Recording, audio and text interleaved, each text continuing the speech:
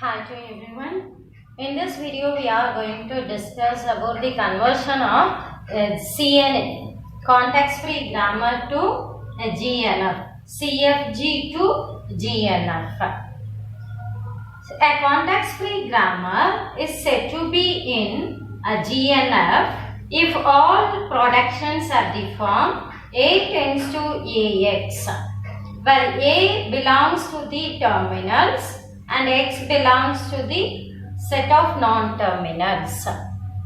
It means we can conclude a context-free grammar is said to be in Rebat normal form if all the productions have the form of A tends to AX, where A is a terminal and X is a set of non-terminals.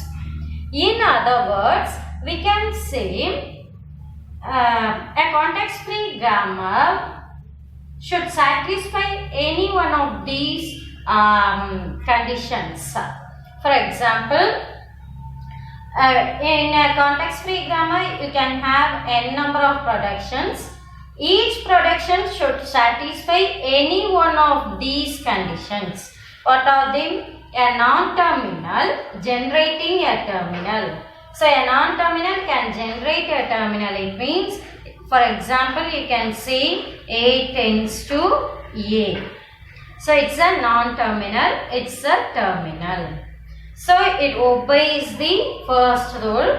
If it is obeying this rule, then we can conclude this production is in the GNF form.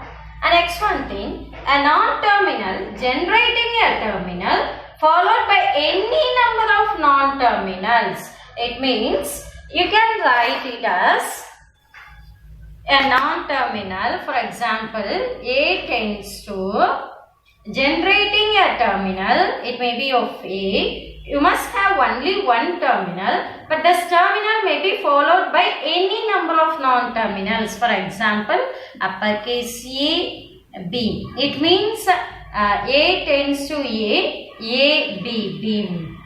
So, these are all the non-terminals. This is a terminal and this is also non-terminal. A non-terminal generating a terminal followed by any number of non-terminals. This is another condition. And next one thing, the last condition is a start symbol generating a lambda. It means it should generate an empty string. For example, S tends to lambda.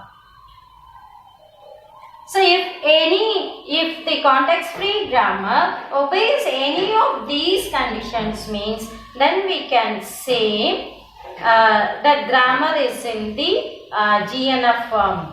GNF context-free grammar is said to be in GNF form if all the productions have the form A tends to AX, where A belongs to T and X belongs to a set of non-terminals. In other words, we can say a grammar is said to be in GNF if it is satisfying any one of these conditions. What are the conditions? A non-terminal generating a terminal and a non-terminal generating a terminal followed by any number of non-terminals and then start symbol generating a lambda. Let's see one example for this one. This grammar, the grammar S tends to AB, A tends to AA, B, and then B tends to B. At first we have to check whether this grammar is in the GNF form or not. First check the first production. S is generating two non-terminals. So this production is not at all obeying the conditions. So we have to convert it. And next one, if we are taking this production A tends to AA, generating a terminal followed by non-terminal, it's okay. And then it's also terminal followed by non-terminal, okay. And it's A is generating a terminal, so it's satisfying the condition. And next one, non-terminal is generating a terminal, it's also satisfying the conditions. So now what I am going to do it here means I have to convert this grammar into the GNF form. So for converting this grammar into the GNF form, at first what I am going to do it here means I am taking the production S tends to AB. Here you can take this production as 1, this is 2 and this is 3. I am just going to substitute the productions to the productions A. So productions 1. So what I am just going to do it here is I am just going to substitute this production here. So in the place of A, I can substitute A tends to AA, and then A tends to BB, and then A tends to B. I can substitute these things. In such a way I can get S tends to AAB, and then when I am substituting this one here, I will get BBB, and then I will get BBB when I am substituting this one. Next I can write the rest of the productions.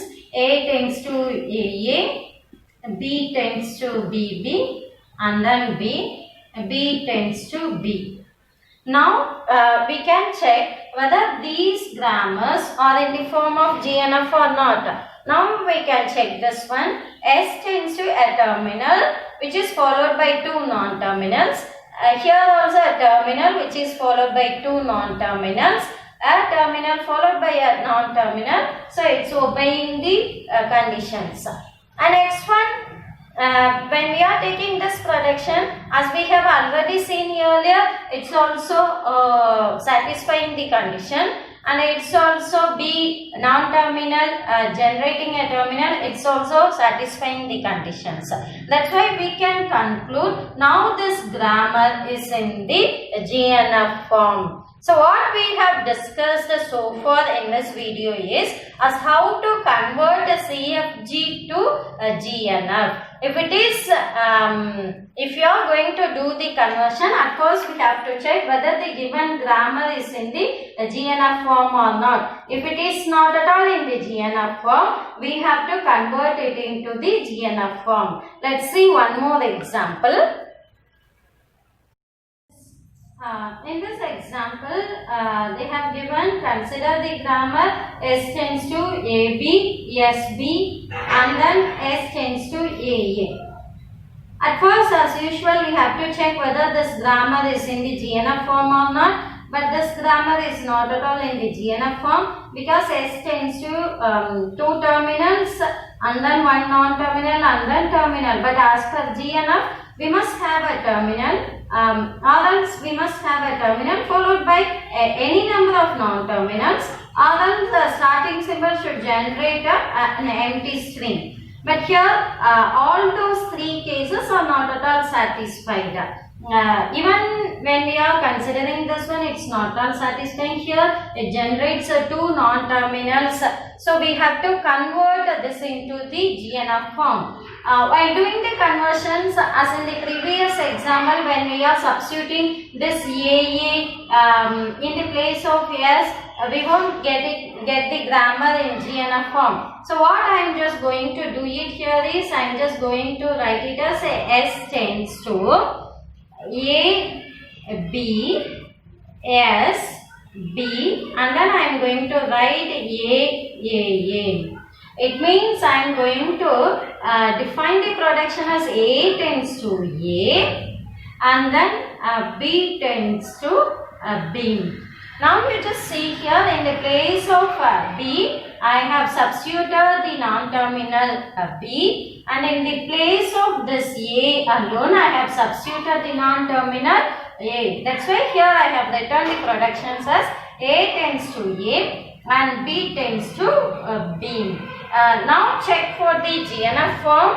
Here S is generating a terminal followed by 3 non-terminals. Condition is satisfied. And then S tends to a terminal and it is followed by a non-terminal. Again condition is satisfied.